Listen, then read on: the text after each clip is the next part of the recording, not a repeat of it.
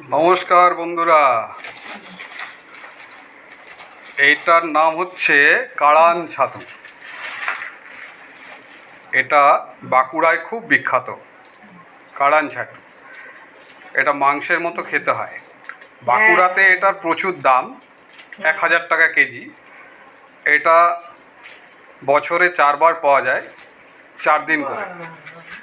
জন্মাষ্টমী, রাধাষ্টমী, জিতাষ্টমী, দুর্গাষ্টমী, এই 4টে অষ্টমীতে জঙ্গলে হয় 4 দিন করে। প্রচুর দাম, খেতে অসাধারণ। পাঁঠার মাংস ফেল, দামটাও প্রচুর, কিন্তু কলকাতায় আমি একটু কম দামেই পেলাম।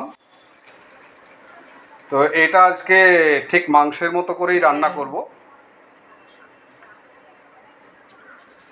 আপনারা এই কাড়ান ছাতু পেলে আমাকে খবর দেবেন কলকাতায়, আমি ঠিক নিয়ে নেব। আর পূজার পঞ্চমী, সবাইকে পঞ্চমীর শুভেচ্ছা। আজকে সকালবেলা আমরা ব্রেকফাস্ট করছি এই কচুরি, সাউথ ইন্ডিয়ান আলু কারি আর নারকেল দিয়ে ছোলার ডাল। এটা আমাদের ব্রেকফাস্ট হচ্ছে।